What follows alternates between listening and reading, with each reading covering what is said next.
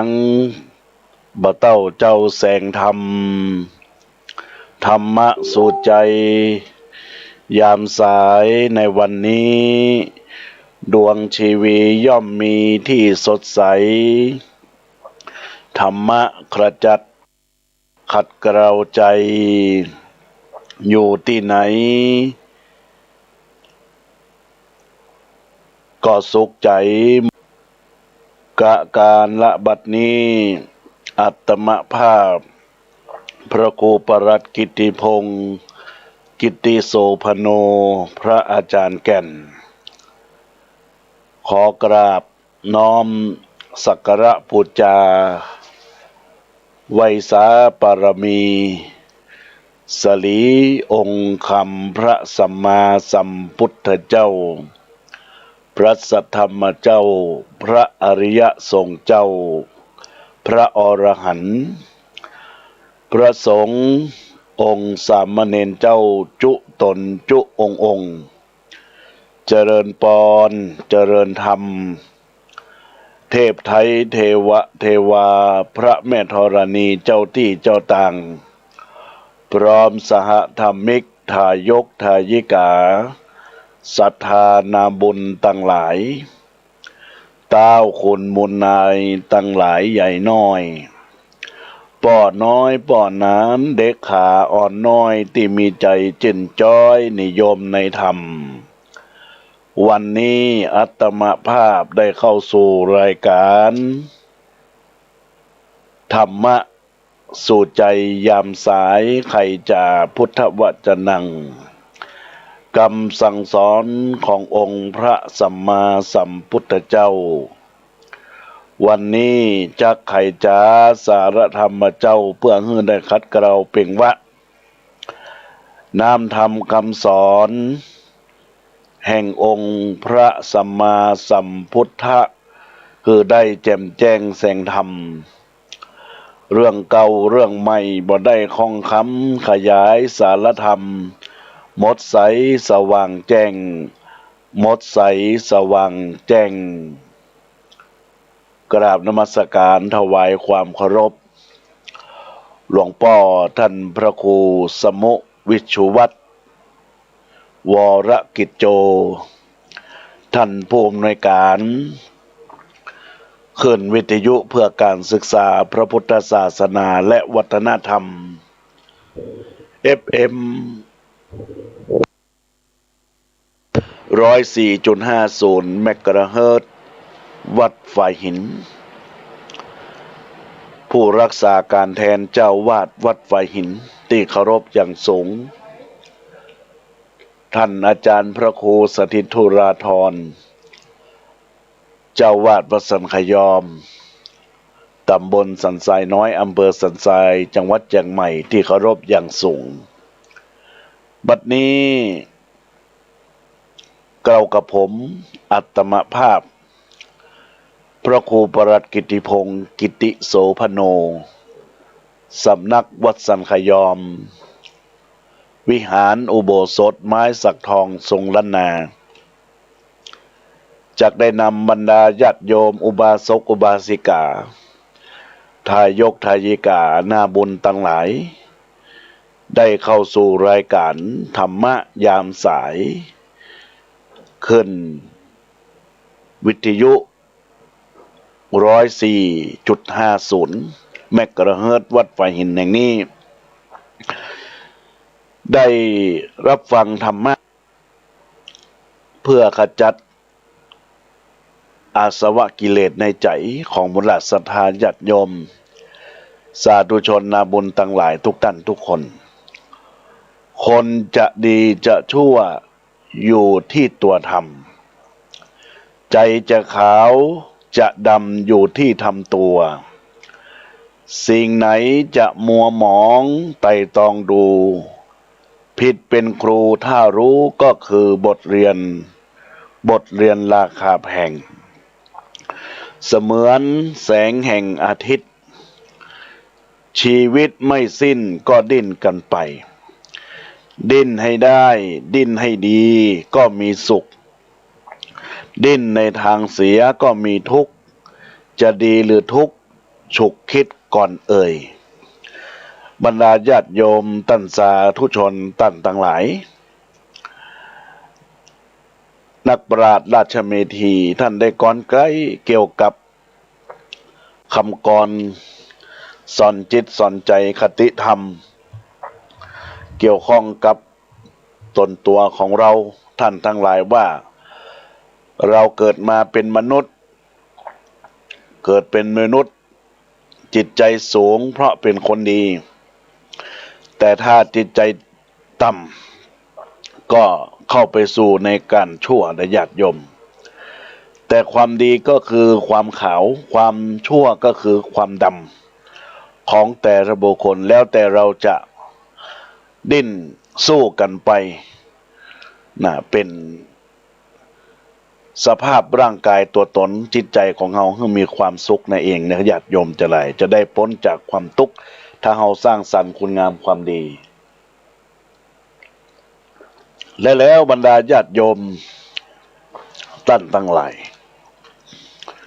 สิ่งที่เราจะสร้างสรรค์ความดีนั้นก็คือธรรมะแห่งชีวิตธรรมะอยู่ที่ใจใช่ที่อื่นยิ้มระรื่นชื่นใจได้ศึกษาได้ฟังเทศทุกวันและเวลาพระนำมาในรายการธรรมะสู่ใจทุกท่านฟังแล้วฉุกคิดพินิจเถิดจักบังเกิดความดีที่ปรารถนาองค์สัมมาตรัสรู้นมนานมานับเป็นยาสายทานหายงมงายก็หายขาดฟังโอวาทพุทธองค์โล่งสมองฟังแล้วฉุกคิดหากเรืองรองดุจแสงทองผ่องอำไพในใจเราธรรมะขัดเกลาเผากิเลสในมูลเหตุลุ่มหลงตรงจุดหมายธรรมะขจัดเกลาใจให้สดใสเยี่ยมยอดตลอดกาลญาติโยมสาธุชนทั้งหลายดังนั้นธรรมะจะเข้าสู่ใจกับบรรดาคณะสัตยาญาติโยมได้จะใดนั้นก็อยู่ที่ตัวตนของท่านมันฟังน้ำมันฟังธรรมมันฟังแล้วมาขจัดใจตัวเฮาไปพินิจพิจารณาไปบังเกิดความดีที่ปรารถนาองค์สัมมาสัมพุทธเจ้าของเฮาได้ตรัสแล้วเพื่อเป็นการสาธยายเพื่อเฮาจากการโง่เขลาเบาปัญญาจะได้มีความเฉลียวฉลาดปัญญาในทางดีในความรอบรู้เป็นแสงทองอำไพในใจตัวตนของเฮาในญาติโยมและท่านทั้งหลายดังนั้นวันนี้ธรรมะที่มีความชื่นอกชื่นใจที่จะให้บรรดาญาติโยมสาธุชนทั้งหลายก็รับฟังเป็นบุญที่ติดตัวตนของบรรดาศรัทธาญาติโยมสาธุชนทั้งหลายซึ่งสารธรรมอันดอกบัวได้น้ำย่อมงามนักคนได้รักมักสุขสนุกยิ่งหญิงคู่ชายชายคู่หญิงสุขใจจริงแต่ทุกสิ่งสุขชั่วยามต้องทำใจฟ้าคู่ดินมิมีการสิ้นสุดบุรุษสตรีชั่วดีหลายบัวได้น้ำประโยชน์ก็มากมายเห็นสุขใจอยากช่วยชมดมดอกบัวคือดอกงามนำไหว้พระบัวอยู่สระก็สละสวยโชยกลิ่นหอมบัวน้อยใหญ่พมรย่อมไต่ตอมกีบเฉาตรอมเหี่ยวเฉาก็เข้ายายาหอมยาดมนิยมดอกส่วนประกอบเข้ายาตำราหลายบัวคือดอกมีสรรพคุณอยู่มากมายแต่ยาใจที่เป็นผลคือคนดีเป็นคนดีใครๆก็อยากได้เป็นคนร้ายใครๆก็กลัวสีทำตัวสูงสมถะเป็นคนดี คือราศีที่งดงามประจำตัวดีกับชั่วคือคู่กรรมตำราบอกแยกให้ออกเอาอย่างไหนสมศักดิ์ศรีเลือกเอาเถิดนะคนดีชั่วกับดีมีสองอย่างหนทางญาติโยมลองฉุกคิดชีวิตเราจะมีความสดใสในญาติโยมเหมือนกับการเปรียบขององค์พระสัมมาสัมพุทธเจ้าพระองค์ทรงเปรียบดอกบัวสีเหล่าเป็นดอกบัวที่จะต้องเบ่งบานในยามเจ้าเบ่งบานในยามกลางวันเบ่งบานในยามสายแล้วก็ญาติโยมและท่านทั้งหลายดอกบัวสีเหล่าเป็นดอกบัวแห่งปัญญาเปรียบปัญญาว่าเวลาดอกบัวขึ้นสู่สูงน้ำก็เปรียบเหมือนกับบุคคลที่มีความเฉลียวฉลาดอันยังก็เข้าใจอันยังก็รู้ดอกบัวที่สองก็ต่อจากบัวที่หนึ่งเป็นดอกบัวที่คอยความรู้รับรู้แล้วก็ค่อยๆปฏิบัติดอกบัวที่สามก็เป็นดอกบัวคอน้ำที่รอที่จะพยายามช่วยคิดช่วยทำแล้วก็พัฒนาได้โดยใช้เวลาแต่บัวคนตำน้ำน่ะโดยที่เรียกว่าเป็นดอกบัวที่เราเรียกว่าเป็นดอกบัวที่สามารถที่จะขึ้นน้ำได้เป็นดอกบัวใต้น้ำเป็นอาหารของปลาได้ในญาติโยมแต่แล้วญาติโยมทั้งหลายเปิดว่าบัวห้าเหล่าไอ้น่ะประเด็นนี้นะเขาว่าบัวห้าเหล่านี่อยู่ปุ้นปื้นน้ำบนพุทธบ่ขึ้นอย่างสักอย่างเพราะมีความเป็นกิเลสในใจคอยบ่มเป็นทิฏฐิมานะในตนตัวของการปฏิบัติในญาติโยมและท่านทั้งหลายดังนั้นแล้วญาติโยมท่านสาธุชนท่านผู้ฟังท่านทั้งหลายสิ่งที่อาตมาภาพได้ก่อนไกลเอามาเป็นสาระธรรมในเบื้องต้นก่อนที่เราจะได้ศึกษาเรียนรู้หลักธรรมะที่อาตมาภาพจะได้ขยายใจความก็เป็นแนวทางที่บรรดาญาติโยมญาติโยมสาธุชนและท่านทั้งหลาย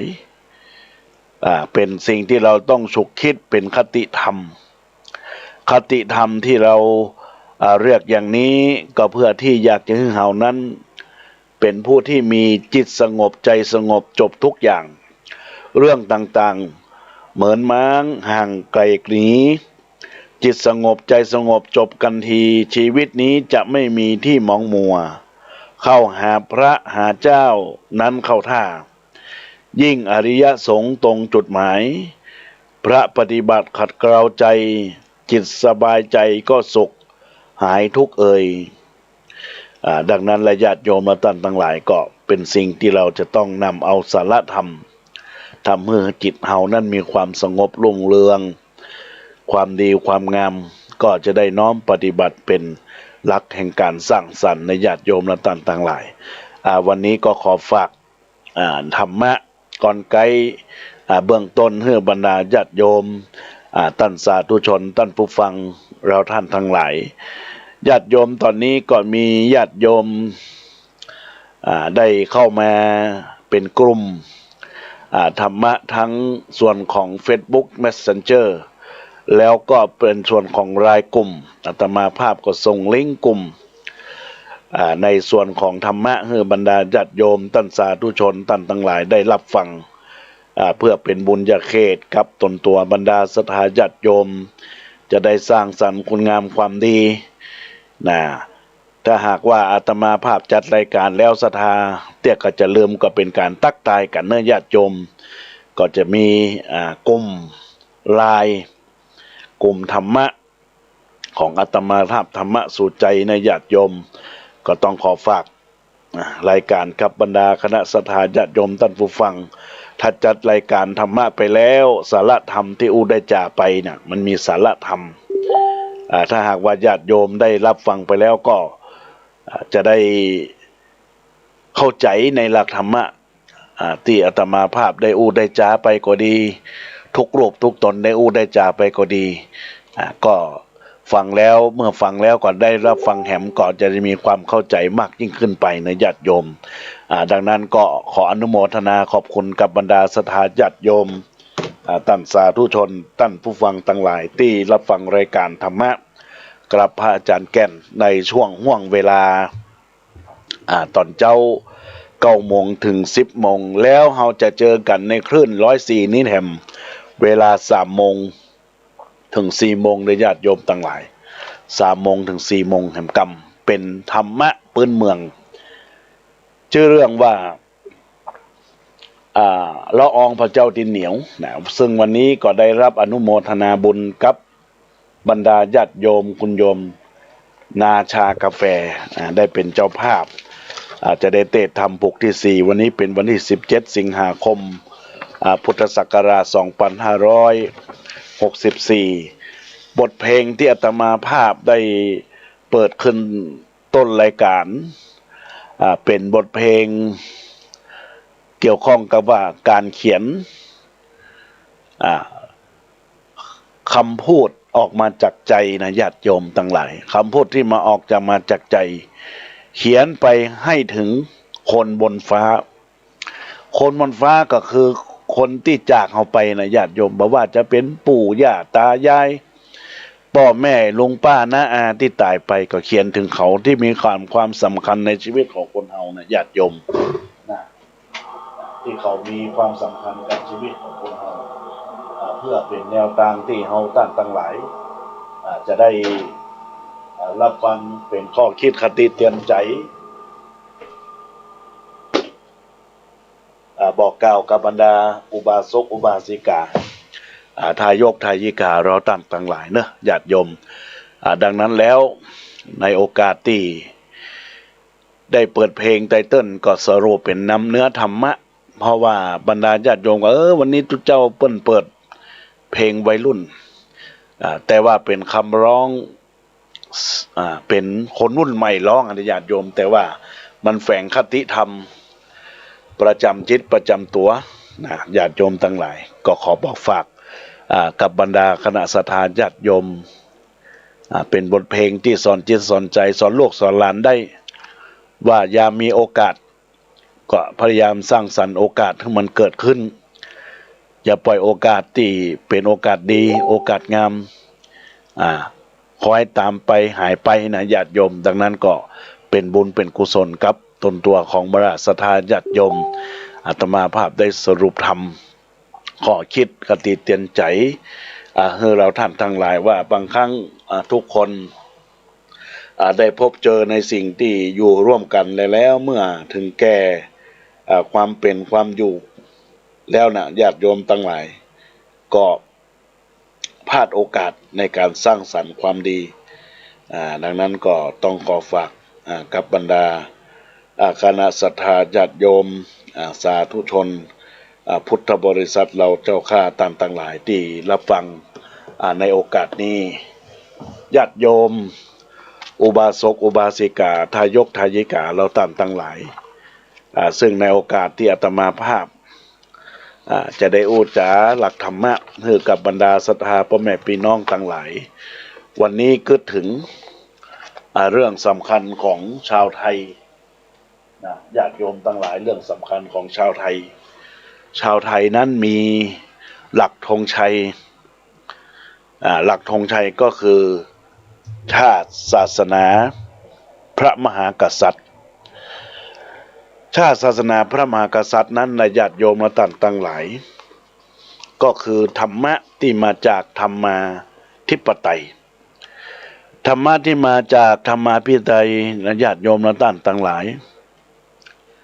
เป็นสิ่งที่เราเรียกว่าเป็นธรรมแห่งความเป็นยิ่งใหญ่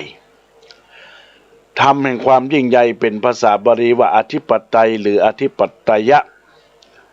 เป็นคำกลางใครจะเอาไปใช้หรือว่าจะเอาไปคำศัพท์ต่าง มาต่อเข้าก็ย่อมได้ เช่นเอาประชามาต่อเข้าก็เป็นประชาธิปไตยตามหลักในทางพระพุทธศาสนาได้วางหลักอธิปไตยไว้เหมือนกัน แต่บ่มีคำว่าประชาธิปไตยแต่มีการสงเคราะห์เข้าในโลกาธิปไตยซึ่งมีความหมายที่อนุโลมเข้าได้อธิปไตยตามแนวทางของพระพุทธศาสนานั้นได้แยกออกเป็น3ประการในญาติโยม3ประการนั้นญาติโยมเราต่างหลายเรียกว่าอัตตาธิปไตยถือตนเป็นใหญ่โลกาธิปไตยก็ถือโลกเป็นใหญ่ธรรมาธิปไตยก็ถือธรรมเป็นใหญ่ญาติโยมเราต่างหลายคำว่าอัตตาธิปไตยถือตนเป็นใหญ่นั้นมีนัยยะมีความหมายก็คือว่าจะทำอันหยังที่ปรารภตัวเองเป็นหลัก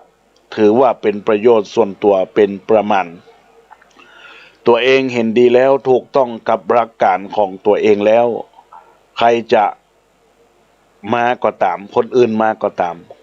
ก็จะเห็นเบาดีก็จังเรียกว่าโลกาธิปไตยถือโลกเป็นใหญ่สุดแต่ว่าคนส่วนใหญ่เขาจะนิยมกันได้อย่างไรจะทำอะไรอย่างก็ปรารภโลกว่าโลกที่ถูกใจคนส่วนเป็นรักเป็นเกณฑ์ลักษณะอย่างนี้ก็ตรงกับประชาธิปไตยเพราะประชาธิปไตยเฮามีการวัดผิดวัดถูกกันโดยคะแนนเสียงธรรมาธิปไตยก็ถือธรรมในญาติโยมและท่านทั้งหลายเหตุผลความถูกต้องความเที่ยงธรรมเป็นบรรทัดฐานจะทำอันอย่างลงไปก็คำนึงถึงหลักแห่งความเป็นธรรมญาติโยมอาตมาภาพก็มีเรื่องที่จะเล่าให้กับบรรดาญาติโยมท่านสาธุชนท่านผู้ฟังทั้งหลายเป็นเรื่องของหลักของธรรมาและการปฏิบัติธรรมาการปฏิบัตินั้นก็คือการที่ว่าคนเราปฏิบัติแล้วเกิดความดีก็ดีความชั่วก็ดีมันเกิดได้อันนี้ก็มีครอบครัวหนึ่งนี้เป็นครอบครัวของชาวจีนครอบครัวของชาวจีนนั้นได้กระทำเปิดร้านขายก๋วยเตี๋ยวนะก๋วยเตี๋ยวของเปิ้ลเนี่ยญาติโยมต่างหลายมีสูตรจีนเป็นสูตรจีนนะแล้วก็ญาติโยมและท่านต่างหลายเป็นสูตรที่เราเรียกว่าไผในเมืองนั้นบ่สามารถที่จะแข่งขันครอบครัวจีนคนนี้ได้ญาติโยมต่างหลายเพราะว่าเป็นก๋วยเตี๋ยวสูตรป่าไหลป่าเยี่ยนเนี่ยญาติโยมนะเขาเนี่ยหลังจากที่ทำขายก๋วยเตี๋ยวทั้งวันจนกระทั่งมีเงินมีทองในการเก็บแกมเฟียดแต่บ่ชอบกินบ่ชอบทานบ่ทำบุญสุนทานมีแต่อยากได้อย่างเดียวเนี่ยญาติโยมทั้งหลาย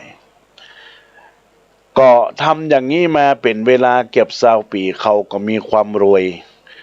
ญาติโยมทั้งหลายลองคิดว่าการที่นำเอาปลาเยียนมาฆ่าทุกวันนะวันละเป็นเก็บ30 ตัวเพิ่มพูนแต่ละปีก็หลายพันตัวนะญาติโยมทั้งหลายแต่แล้วเขาก็มีความสุขอยู่ได้กับการขายของเนี่ยแต่แล้วโชคชะตาหรือว่าวิบากกรรมอันอย่างเกิดขึ้นกับหัวเขาญาติโยมทั้งหลายเขาได้เข้าสู่วัยอายุ65 ปีแล้วก็วันนั้นคืนนั้นได้นอนรับอยู่กึดใจได้ว่าบ่ได้ไปแอวหาคนที่เป็นญาติมาเมื่อละกึดนอนวันนั้นนอนสะดุ้งตื่นเวลาเกือบตี 1เขาก็เข้าไปห้องน้ำแป๊บหนึ่งก็คิดเฉียวๆได้เฮาไปแอวหาญาติเฮาดีกว่าเพื่อวันพุ่งจะบ่มีเวลาเพราะจะก้องก้าจะต้องขายญาติโยมเขาก็ออกจากบ้านไปคนเดียวชายคนนั้นนะชายครอบครัวที่ขายก๋วยเตี๋ยวเนี่ยผู้นำครอบครัว ก็เข้าไปญาติโยมทั้งหลายออกไปเข้าห้องน้ำแล้วก็ออกไปบ้านไปเดินไปอย่างมืดช่วงยามค่ำยามคืนยามตีหนึ่งตีสองนั่นน่ะออกไปเมื่อออกไปเขาก็เดินไปแล้วก็เดินไปด้วยมีสติอยู่นะต่อไปแล้วก็ญาติโยมทั้งหลายดูเหมือนว่าเวลาหนทางไปเนี่ยมันไกลโยชน์มากแล้วก็เห็นน้ำญาติโยมทั้งหลายเขาก็เดินไปโดยขาดสติไปตอนแรกยังมีสติขาดสติลงไปญาติโยมทั้งหลายปรากฏว่าเมื่อไปถึงที่จุดนั้นนะมันเป็นน้ำเขาก็มาหูว่ามันเป็นน้ำก็เข้าไปแล้วก็มีเป็นปลาเยือนเต็มไปด้วยปลาเยือนหมดเลยปลาไหลหมดเลยญาติโยมทั้งหลายเขาก็เดียวเข้าไปแล้วก็เข้าไปแล้วก็ไปจับปลาเลียนปลาเยือนปลาไหลจับแล้วก็ปลาเยือนก็ลุมก็ตัวของชายจีนคนนั้นนะลัดคอปลาเลียนก็ลัดคอพ่องบีบแขนพ่องสู้บ่ไหวต่อสู้บ่ได้ญาติโยมปรากฏว่าเขาก็ขาดใจตายไปพอดีแล้วญาติโยมทั้งหลายตื่นเจ้ามาลูกของเขาก็ซ้อหาป่อว่าไปไหนสักครู่หนึ่งเจ้าบ้านก็ออกมาห้องว่าบัดเดี๋ยวเนี่ยได้ไปพบศพป่อของคุณเนี่ยอยู่ที่ริมน้ำแล้วเขาก็รีบไปญาติโยมทั้งหลายรีบไปพอป่อของตัวเองนั้นขาดใจตายแล้วก็หน้าตาซีดเซียวไปหมดญาติโยมแล้วก็เห็นซาก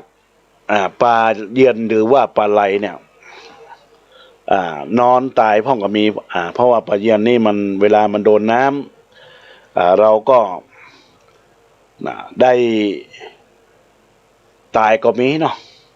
ตายโดยเพราะมันขาดน้ำขาดไปปลาเยือนมันจะไปเลยเวลาถ้ามันขาดน้ำไปเพราะว่าที่หั่นก็แห้งน้ำมันขึ้นเมื่อคืนแล้วญาติโยมทั้งหลายเขาก็มาคิดถึงว่าผลของกรรมที่ชายคนเนี้ยชายจีนคนเนี้ยครอบครัวขายก๋วยเตี๋ยวสูตรปลาไหลเนี่ยดิ้นตายนอนตายคำนั้นนะแล้วก็เห็นซากศพแล้วก็พิจารณาว่าเป็นผลของกรรมตีได้ยับปลาเรียนได้ฆ่าปลาเหยียนมาทำการค้าการขายแล้วก็บ่ได้คิดถึงว่าบุญกุศลที่สร้างสมบุญกุศลที่เกิดขึ้นเนี่ยที่ได้ร่ำรวยเงินทองมีเงินทองกับปลาเรียนปลาไหลบ่สร้างบุญสร้างกุศลบ่กินบ่ทานบ่แผ่เมตตาบุญกุศลไปฮื้อเปิ้นบุญเหล่านั้นมันก็บ่เกิดขึ้นกับตนตัวของผู้ตายก็คือชายจีนผู้เป็นเจ้าของร้านขายก๋วยเตี๋ยวปลาไหลในเมืองนั้นนี่แหละญาติโยมทั้งหลายอาตมาภาพก็คงพิจารณาแต่จะตัดใจกับญาติโยมอย่างไรก็ว่า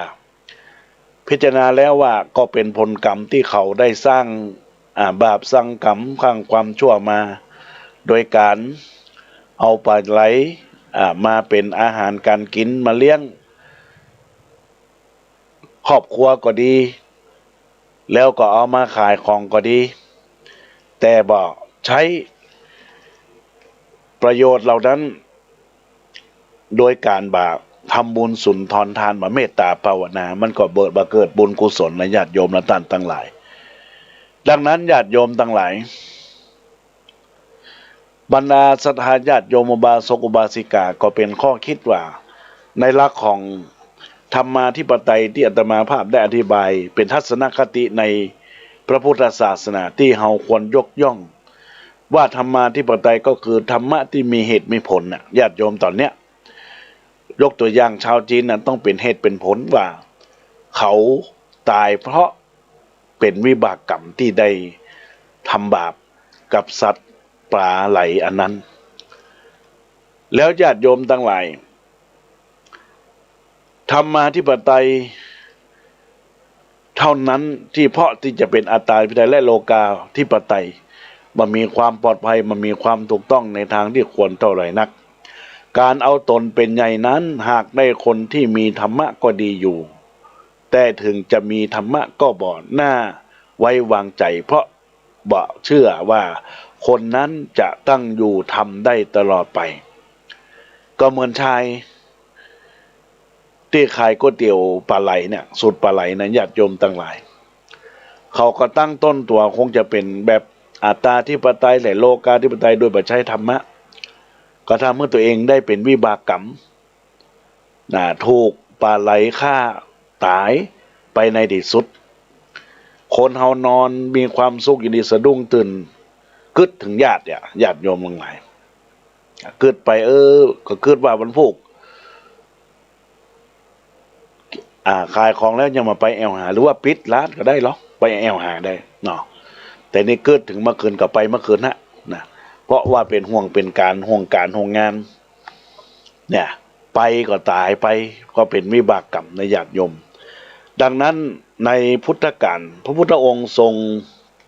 เสด็จไปสู่แคว้นในสมัยนั้นทุกรัฐทุกนครก็เหมือนปัจจุบันนี้ก็คือระบอบการปกครองเหมือนกันมีทั้งเผด็จการมีทั้งประชาธิปไตยและรัฐและแคว้นจะอยู่ในระบอบการปกครองใดๆก็ตามพระพุทธองค์ก็ทรงเสด็จไปโมดในญาติโยม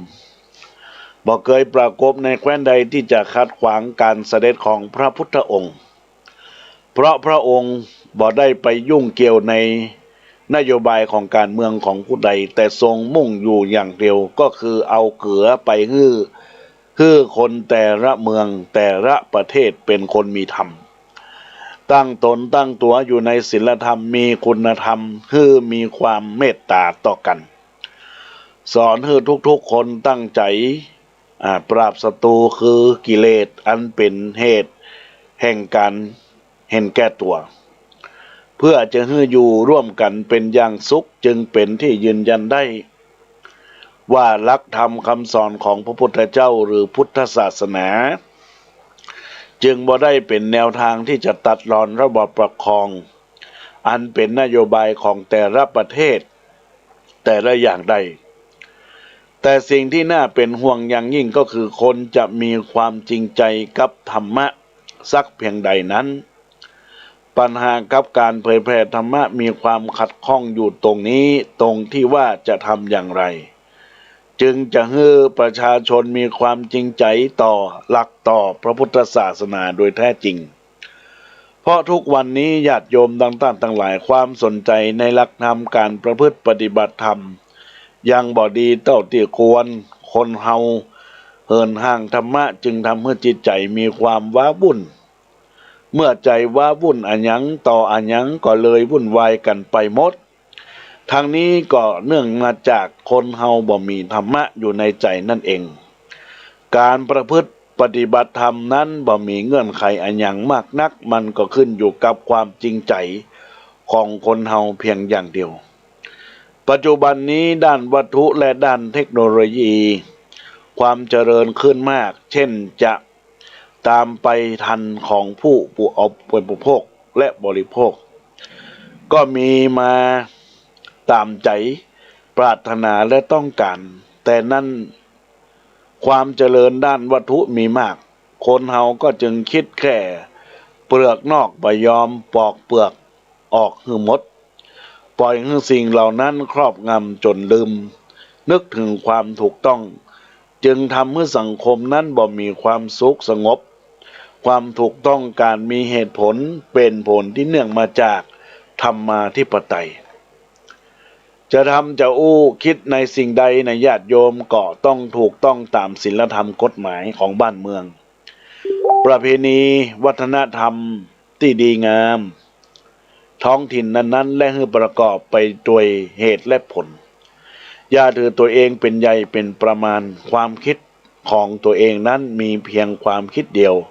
ต้องอาศัยความคิดความเห็นของผู้อื่นเข้าร่วมด้วยในเมื่อความคิดความเห็นของผู้นั้น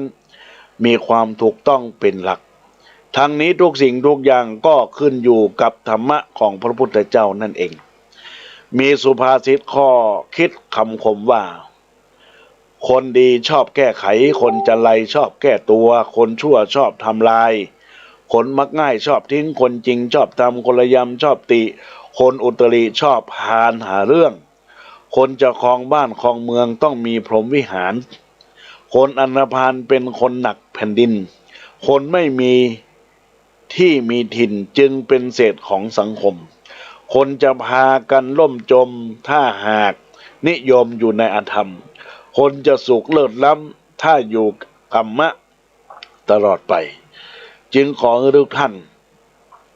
จงนำหลักธรรมนี้เป็นตัวประจำใจดำเนินชีวิตอยู่ตราบนานเท่านานใจหลักของธรรมาธิปไตยในญาติโยมทั้งหลายมีหลักศีลหลักธรรมก็จะมีความสุขได้ดังนั้นก็จึงขอฝากกับบรรดาคณะศรัทธาญาติโยมสาธุชนท่านทั้งหลายก็ขอให้ญาติโยมทั้งหลายที่ได้รับฟังธรรมะในโอกาสนี้ก็ขอให้ท่านทั้งหลายได้เป็นแนวทางในการประพฤติปฏิบัติหลักแห่งการสร้างสรรค์คุณงามความดีเนื้อญาติโยมและท่านทั้งหลายก็ขอฝากกับบรรดาศรัทธาญาติโยมท่านสาธุชนท่านผู้ฟังท่านทั้งหลายที่รับฟังรายการธรรมะยามสายขึ้นวิทยุเพื่อการศึกษาพระพุทธศาสนาและวัฒนธรรม FM 104.50เมกะเฮิรตซ์ทุกท่านทุกคนได้รับฟังในโอกาสนี้ก็ขออนุโมทนาขอบคุณเป็นอย่างยิ่งเป็นอย่างสูงที่บรรดาญาติโยมได้ตั้งอกตั้งใจรับฟังอยู่ทางบ้านเมื่อได้รับฟังไปแล้วไปเป็นข้อคิดคติเตือนใจของเราท่านทั้งหลายจะได้เกิดความสุขเพิ่มพูนความดีทำความดีให้ไว้นักๆโดยการปฏิบัติหลักของการสร้างกุศลคุณงามความดีและญาติโยมท่านทั้งหลายก็ต้องขอฝากกับบรรดาคณะศรัทธาสาธุชนท่านทั้งหลายทุกท่านทุกคนที่รับฟังรายการธรรมะในโอกาสนี้กันทุกท่านทุกคนบรรดาญาติโยมท่านสาธุชนท่านทั้งหลายก็จะได้หยิบยกรายการม่วนงานสันเล่าผมปัญญาล้านนาอูจากันได้อูจากันไปล้านนาไทยเรามีความเจริญเกี่ยวข้องกับหลักของธรรมาธิปไตยเกี่ยวข้องกับอัตตาธิปไตยโลกาธิปไตยเตียตมาภาพได้อูจากับบรรดาญาติโยมพ่อแม่พี่น้องศรัทธาญาติโยมอุบาสกอุบาสิกาเราท่านทั้งหลายได้เป็นแนวทางในการประพฤติปฏิบัติในหลักของการสร้างกุศลคุณงามความดีของตัวตนของเราท่านทั้งหลายเพิ่นบอกว่าคนมีฐานะดีก็แสดงว่ามีเงินคนที่มีคนร่วมเดินก็แสดงว่ามีเพื่อนคนมีคนเตือนแสดงว่ามีคนห่วงใยคนมีหลายใจก็แสดงว่ามีกิ๊กคนมีสปิริตแสดงว่ามีมารยาทคนมีความฉลาดแสดงว่ามีการศึกษาคนมีภรรยาแสดงว่ามีความฮักคนมีอุปสรรคแสดงว่ามีความเป็นนักสู้คนมีใจเป็นปู้แสดงว่ามีใจเป็นปอใจคนมีกำอู้ว่าว้ายแสดงว่ากายเป็นใจใจก็มาเป็นหญิงคนมีฮักจริงแสดงว่ามีความรับผิดชอบคนมีคอบกก็คือว่าจอบก็แสดงว่ามีส่วนมีให้คนมีการกดไลค์แสดงว่ามีข้อความถูกใจคนมีโทรศัพท์ใหม่แสดงว่ามีเครือข่ายสูงคนมีบุญแสดงว่ามีความดีรักษาคนมีปัญญาก็ย่อมมีความรู้ดีคนมีปัญหาก็แสดงว่ามีวาจาบอกหูเรื่องคนมีความรุ่งเรืองแสดงว่ามีความก้าวหน้าคนมีวาสนาแสดงว่ามีความพยายามคนมีความดันต่ำก็แสดงว่ามีความเครียดคนมีใบหน้าซีเรียสแสดงว่ามีความเครียดตลอดเวลานี่แหละญาติโยมทั้งหลายก็ขอฝากธรรมะกับบรรดาคณะศรัทธาญาติโยม ท่านสาธุชนท่านผู้ฟังท่านทั้งหลายในโอกาสนี้ญาติโยมสาธุชนทั้งหลายวันนี้อาตมาภาพก็คงจะได้บอกบุญบอกกุศลกับบรรดาคณะสัตยาญาติโยมสาธุชนท่านทั้งหลายเนื่องด้วยทางวัดสันขยอมตำบลสันทรายน้อยอำเภอสันทรายจังหวัดเชียงใหม่ของอาตมาภาพนี้นะญาติโยมทั้งหลายได้มีงานที่ก่อเกิดขึ้นก็คืองานบำเพ็ญกุศลศพครบวาระการมรณภาพละสังขารครบ1 ปีในวันที่19 สิงหาคมพุทธศักราช 2564ประจวบกับทางคณะสงฆ์สังยอมและคณะสงฆ์อำเภอสันทรายจังหวัดเชียงใหม่ตลอดถึงคณะสงฆ์จังหวัดเชียงใหม่ได้มีมติแต่งตั้งผู้รักษาการแทนเจ้าวาดแล้วก็ได้แต่งตั้งเจ้าวาดขึ้นมาก็จะได้มีการต้อนรับกับตั้งเจ้าวาดและก็พัดยศตรงตามตำแหน่งเจ้าวาดวราชันตรีในโอกาสราชทินนามเดิมในโอกาสนี้ญาติโยมและท่านทั้งหลายอาตมาภาพก็ได้ขอประกาศได้บอกบุญเนาะญาติโยมตอนนี้มาตรการของทางกรมควบคุมโรคเปิดมีมติคือเพียงแค่รวมพลแค่20 คนแต่เฮาก็มีการทำบุญอยู่อาราธนานิมนต์พระเดชพระคุณท่านเจ้าคุณพระเทพปริยัติเจ้าคณะจังหวัดเชียงใหม่วัด7 ยอดพระอารามหลวงมาเป็นต้นเป็นประธาน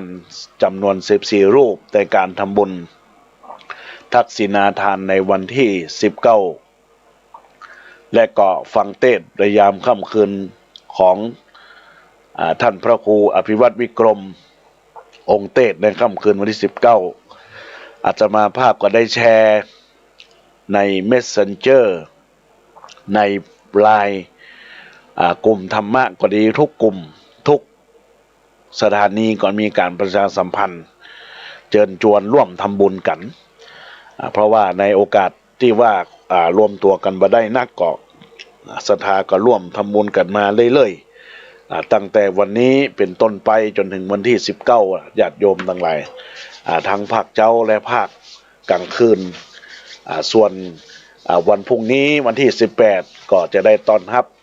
เจ้าวาดและพัดยศพระครูสัญญบัตรเจ้าคณะเจ้าวาดวัดราชชันตีราชทินนาเนิมของท่านพระครูสถิตธุราธรท่านเจ้าวาดวัดสันขยอมในเวลา3 โมงครึ่งได้มีการต้อนรับแล้วก็จะได้ประกอบพิธีมอบตาตั้งคณะกรรมการของทางวัดแล้วก็จะได้ไปเจริญชัยมงคลคาถาในวันที่19อ่านประกาศตาตั้งเจ้าวาดนี้นะญาติโยมทั้งหลายแล้วก็เป็นงานควบกัน2 อย่างญาติโยมท่านใดที่จะร่วมบุญร่วมกุศลกับอาตมาภาพก็ประกาศบอกกล่าวณสถานวิทยุแห่งนี้ก็ซึ่งก็มีญาติโยมหมายมีแม่จันเพ็ญคำโปธาได้ร่วมบุญมา300 บาทหมายมีคุณแม่มาลีนภิกุลได้ร่วมบุญมาแถม500 บาทแล้วก็ยังมีบรรดาอาจารย์วิทิตาเบาจิตได้ร่วมทำบุญแถม200 บาทเนี่ยญาติโยมต่างหลายแต่ว่านี้ประชาสัมพันธ์ที่ข่าวสารในส่วนของคลื่นวิทยุ96ก็มีญาติโยมก็โทรศัพท์มาร่วมบางผู้บางท่านก็โอนมาญาติโยมต่างหลายอาตมาภาพก็ขออนุโมทนาขอบคุณกับบรรดาศรัทธาญาติโยมท่านสาธุชนจะได้ประกาศบุญโดยทั่วถึงกันว่าหมายมีแม่อำพันธ์4 วัน200 บาทนายเจริญนางฉันทนาโยธราช100 บาทนายสมเพ็ญนางเป่งโยธราช200 บาทแล้วก็มีนางสงวนรัตน์เอาเวอร์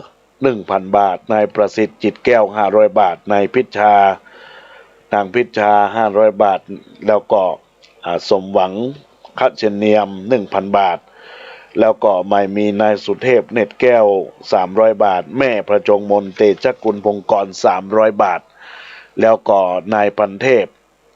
จินาธีรโรธ100 บาทอาจารย์มานพอาจารย์จุรีกันโท1,000 บาทแล้วก็คุณเชิดเกียรติชัยมั่น1,000 บาทอันนี้ก็เป็นรายนามที่ได้มาร่วมบุญร่วมกุศลรับเป็นเจ้าภาพจตุปัจจัยร่วมบุญร่วมกุศลในงานต้อนรับตาตั้งเจ้าวาดแกะก่อทำบุญทักษิณาทาน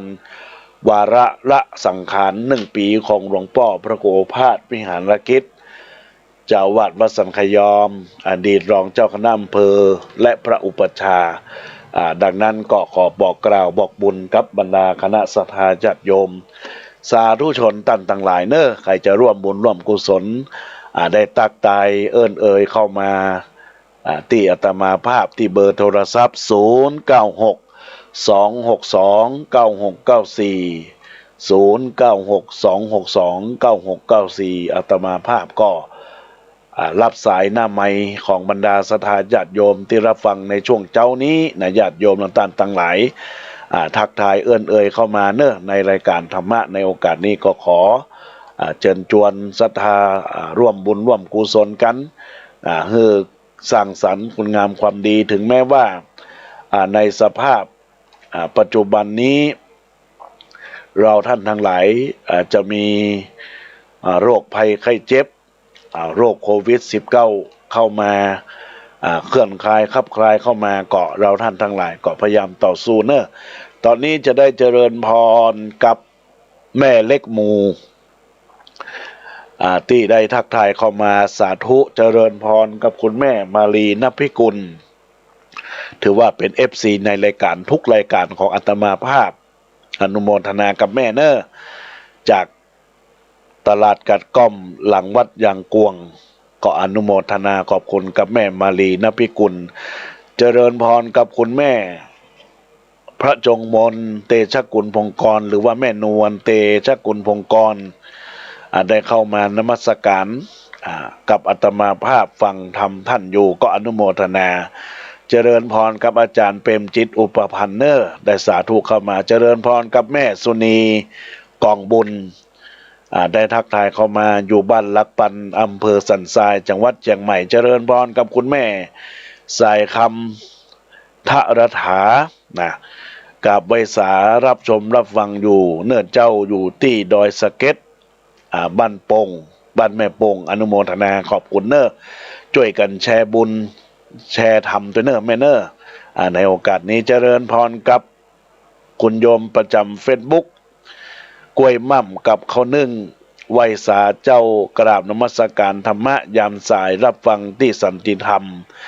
ยามเจ้านี้โยมทำบุญใส่บาตรแล้วก็ขอธรรมะของพระอาจารย์ไปถึงญาติโยมทั้งหลายให้มีสติก่อนอนุโมทนาเจริญพรกับแม่จันเพ็ญคำโปธาก่อนอนุโมทนาขอบคุณที่ได้ทักทายเข้ามาในกล่องข้อความเจริญพรมัสการค่ะเจริญพรโยมแม่อยากจะทำบุญค่ะโยมแม่อยากจะทำบุญเดี๋ยวหลังรายการอาตมาโทรหาคุณโยมแม่เนาะจ้ะคุณโยมแม่จากที่ไหนแม่ชื่ออะไรจากการดาศรีเนตรจากหางดงค่ะการดาศรีเนตรจากหางดงนะฟังธรรมะไหมไปแล้วเนาะฟังเนี่ยกำลังฟังอยู่เนี่ยค่ะกำลังฟังแล้วเพิ่งได้เบอร์เดี๋ยวนี้เพิ่งได้เบอร์เพิ่งได้เบอร์เหรออนุโมทนากับแม่นะพอดีก็จัดมาหลายเก็บเป็นปีแล้วแม่ก็ฟังอยู่จะไม่ได้โทรเลยค่ะไม่โทรนะฟังอยู่นะคะแต่ไม่ได้โทรค่ะเพิ่งโทรเนี่ยพอดีได้ยินท่านพูดว่าจะให้ทำบุญได้เนาะเดี๋ยวตมาภาพหลังสายหลังรายการแล้วเดี๋ยวโทรหาแม่เนาะค่ะจ้าเจริญพรนะแม่นะจ้าอนุโมทนาขอบคุณกับคุณโยมที่ได้โทรศัพท์เข้ามาอุจาในรายการธรรมะในช่วงสายนี้ก่อนที่จะออกรายการแล้วเหลือแถมเวลา10 นาที ก็ขอทักทายญาติโยมได้ร่วมบุญร่วมกุศลเข้ามาที่เบอร์โทรศัพท์0962629694ญาติโยมที่ได้รับฟังรายการธรรมะจะเอิ้นเอ่ยอุจจาทักทายเข้ามาในรายการตอนนี้ก็เจริญพรทุกสายเนอะทุกสายทุกท่านทุกคนแล้วเราจะได้เจอกันในภาคบ่ายเวลา3 โมงเนอะบ่าย3 โมงเป็นธรรมพื้นเมืองของขึ้นสถานีวิทยุขึ้นสีขาวเพื่อชาวประชาแล้วก็หลายขึ้นโดยเฉพาะขึ้น104.50ก็จะมีการได้ออนแอร์ในการไลฟ์สด Facebook ของคลื่นวิทยุเพื่อการศึกษาพระพุทธศาสนาและวัฒนธรรม FM 104.50ในโอกาสนี้นะญาติโยมทั้งหลายเป็นธรรมละอองพระเจ้าดินเหนียวในผูกที่4โดยคุณโยมนาชากาแฟได้เป็นผู้เจ้าภาพในโอกาสนี้ก็เอื้อนเอ่ยอุจาผ่านทางขึ้นวิทยุคือโยมได้ตั้งใจอยู่ทางร้านค้าชากาแฟเนอะที่วันนี้จะได้เตะทำก็รับฟังธรรมะไปก็ขออนุโมทนาขอบคุณกับบรรดาญาติโยมที่ทักทายเข้ามาในไลน์ในโอกาสนี้ทักทายเข้ามาว่าเราท่านทั้งหลายได้รับฟังก็เจริญพรกับแม่นวลนิดชาวชาติจากอำเภอเมืองเชียงใหม่ปะเปานอกเนาะว่าอันเนาะญาติโยมทั้งหลายปะเป้าในกะเนาะก็ขออนุโมทนาขอบคุณกับคุณแม่ก็ขอบคุณกับคุณโยมทุกท่านทุกสายที่ได้ทักทายเข้ามาอุจจาเอื้อนเอ่ยในรายการตอนนี้อาตมาภาพก็ประชาสัมพันธ์บอกบุญบอกกุศลเนื่อที่จะได้สร้างบุญสร้างกุศลทำบุญทักษิณาครบวาระละสังขารของหลวงพ่ออดีตเจ้าวาดของอาตมาภาพที่ได้ตั้งบำเพ็ญกุศลไว้ที่บริเวณณวิหารอุโบสถไม้สักทองทรงล้านนาของวัดสันขยอมตะกี้นี้ก็คุณโยมแม่ได้โทรศัพท์เข้ามาทักทายเอื้อนเอ่ยอุจจาในรายการธรรมะก็ขออนุโมทนาขอบคุณกับคุณโยมแม่ตัวยญาติโยมทั้งหลายที่จะโทรเข้ามาเกาะเบอร์โทรศัพท์0962629694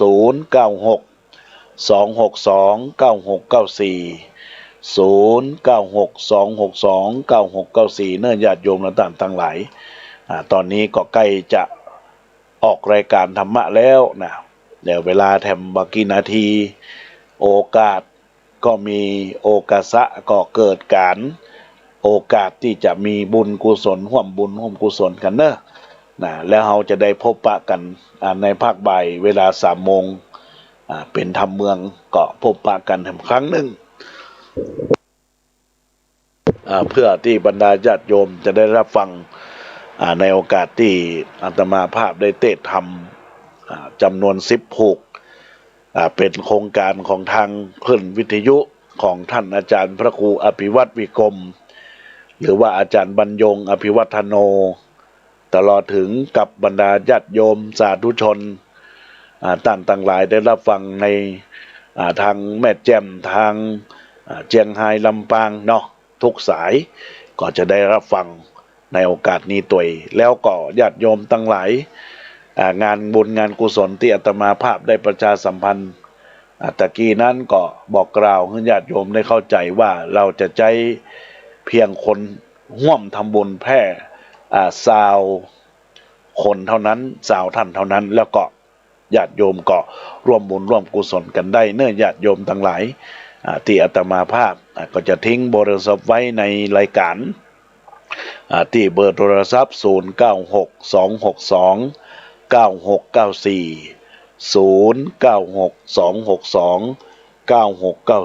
ตอนนี้อาตมาภาพก็คงจะใช้เวลาในการ อูจ๋าลารายการกับบรรดาคณะสัตยาญาติโยมในห่วงสุดท้ายของรายการและเนื้อญาติโยมนะต่างต่างหลายวันนี้ได้ฟังเทศธรรมน้ำกรรมสังพระสอนสิ่งที่บ่แน่นอนแต่เจ้าความเป็นความตายไผ่บ่อยู่เฝ้าทุกคำเจ้าไงแรงเมื่อเกิดมาแล้วบ่ต้องในแหนงเจ้าตอนยามแรงค่ำคืนตายได้เพราะเกิดมาตายทุกคนเป็นไปได้ถึงเวลาไปก็คงมืดมิดดับจิตเป็นผีอินทรีย์ชีวิตย่อมมวยมิ่งคว่ำหน้าไปก่อนจักตายนั้นทำดีหือหลายจีมโนในมดใสเลี่ยนเกียงไผจะไปเถียงหน้ามองมนเมี่ยงทำจิตใจนั้นฮือจื่นบานทำดีไว้เตอะจากพบสุขสันต์มวยมิ่งไปพลันยมพบาลต้านจักหับตอนทำดีอยู่ปนทำชั่วไหลค่อนคงบ่อออนซอนเหี่ยแล้วนรกสวรรค์แบ่งเขตกันแล้วทำดีพบดวงแก้วรัตนาทำชั่วบ่ดีนั้นบ่ต้องกังขานรกโลกานีตึงบ่ปนนี้ตึงบ่ปนตกอยู่กันและก็อยู่ก้นนรกหันเนยญาติโยมท่านทั้งหลายก็ขออำลาเข้าสู่รายการออกรายการไปเพื่อเป็นบุญเป็นกุศลกับบรรดาคณะสัตยาญาติโยมเนอได้รับฟังธรรมะวันนี้ก็ขอเป็นบุญกุศลบอกว่าเราลาก่อนเตอะญาติโยมตั้งหลายอัตมาภาพพระอาจารย์แก่นขอลาไปศรัทธาใหญ่น้อยป้อน้อยป้อหนานพระเนนเถนน้อยขอลาไปก่อนเนอเวลาหมดไปสบายกันเตอะไว้โอกาสหน้ายังมีลาป้อนานป้อน้อยฮืออยู่สุขขีโจกใจฮือมีอยู่ดีเตียงมั่นร่ำรวยเงินทองอย่าได้ยากกั้นหิหาเงินทองตุ้นเต้าปราศจากโรกาโจกมาแต่เจ้าเงินทองหลั่งไหลเข้าครอบครัวเวลาหมดแล้วผ่องแผ้วตนตัวทุกคนครอบครัวมีความสุขตัวแน่เจริญสุขเจริญสีเป่าวิแม่ป้าอายุวันนะเกิดร้อยอยู่ม่วนกินหวานสำราญจื่นจ้อยตลอดลูกน้อยหลานแดงอายุวันนะพระเข้มแข็งอยู่ดีมีแหงทุกคนเน้อเจ้าทุกคนเน้อเจ้ารวยแล้วรวยแถมรวยเฮงทุกท่านทุกคนทุกตนทุกอ